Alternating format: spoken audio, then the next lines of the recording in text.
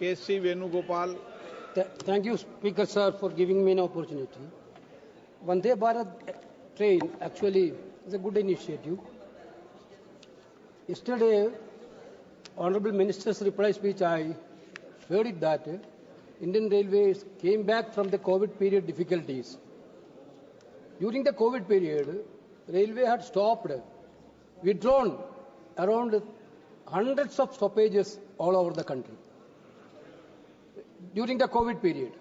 Now the minister already telling we are now already came back from the difficulties of the COVID period. Whether the minister going to reinstall that stoppage which withdrawn during the COVID difficulties? महोदय, अगर आप permission दें तो ये बहुत ही technical विषय है. अगर मुझे परमिशन दे तो 3-4 मिनट में कहूं, वरना इस क्वेश्चन को अलग से भी आप कहते हैं, जल्दी कहते हैं, शॉर्ट में कहते हैं. माननीय अध्यक्ष महोदय, ये जो स्टॉपेजेस का विषय है, ये सभी माननीय सांसद मेरे पास लेके आते हैं और ये विषय अपने आप में पब्लिक से जुड़ा हुआ है, लोगों की भावना से भी जुड़ा हुआ है, लेकिन इस विषय के टेक्निकल एस्पेक्ट को समझना बहुत जरूरी है. टेक्निकल एस्पेक्ट इस तरह से है कि रेलवे में जो मेंटेनेंस की रिक्वायरमेंट होती है वो हाईवे और दूसरे इंफ्रास्ट्रक्चर से अलग तरह की होती है. इसका कारण है ट्रेन की जो पूरा ये स्ट्रक्चर है, पटरी स्टील की है और जो पहिया होता है, व्हील होता है, वो भी स्टील का है. लगातार जब 5-6 हजार टन की गाड़ी, स्टील के पहिए वाली गाड़ी जब चलती है 100 की स्पीड से, 70 की स्पीड से, उससे ज्यादा की स्पीड से, तो पटरी में लगातार डैमेज होता है. अगर आप परमिशन दें तो मैं इसको डेमोन्स्ट्रेट भी करना चाहूंगा. नहीं, वो तो पोस्टर मत कराओ, जनरली बता दो. नहीं, पोस्टर नहीं. जैसे मान लो एक साधारण पेपर है, इसको अगर ऐसे हम खींचें तो ये फटेगा नहीं, लेकिन इसके अंदर एक छोटा सा मान लो माइक्रो फ्रैक्चर हो जाए तो थोड़ा सा खींचने से पेपर फट जाता है. तो ये जो समझो ना प्लीज, समझो प्लीज अंडरस्टैंड. अरे भाई प्लीज अंडरस्टैंड.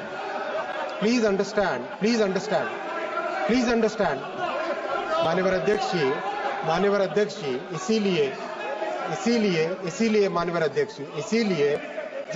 अध्यक्ष जी, जो पटरी है, ट्रैक होता है, रेल होता है, रेल के ऊपर माइक्रो फ्रैक्चर्स लगातार बनते हैं.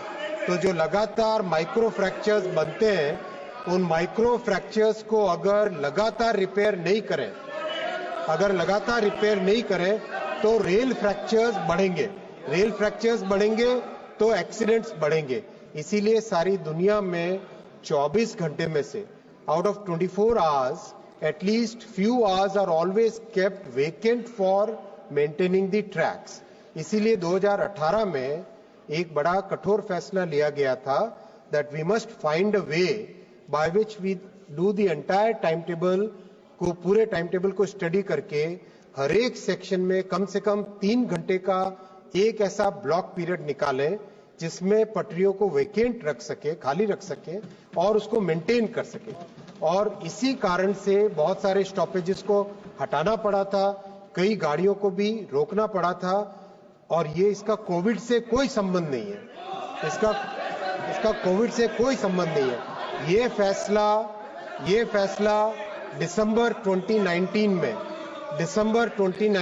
में आईआईटी बॉम्बे ने कंप्लीट डिटेल स्टडी करके एक नया टाइम टेबल बनाया था जिसमें कि पूरे देश में पटरियों में कम से कम 3 घंटे का मेंटेनेंस का टाइम मिले.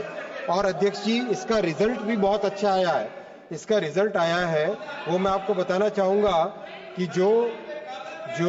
जो पहले करीब 2,500 से ज्यादा रेल फ्रैक्चर्स होते थे, आज अच्छी मेंटेनेंस के कारण और मेंटेनेंस के लिए जो ट्रैक्स को रखना पड़ता है, उसके कारण आज वो रेल फ्रैक्चर्स 250 से कम हो गए. और ये माननीय अध्यक्ष जी, इसीलिए ये मुद्दा कॉम्प्लेक्स है. अगर माननीय सांसद थोड़ा सा भी अगर ढंग से सुनते तो जरूर उनको समझ में आ जाएगा. इसके अलावा भी मैं 1-on-1 भी कई माननीय सांसदों को समझा चुका हूं और ये डिफिकल्ट है, लेकिन ये कठोर कई बार फैसले लेने पड़ते हैं लोगों के हित में, लोगों और विशेषकर लोगों की सेफ्टी के हित में. Question number 264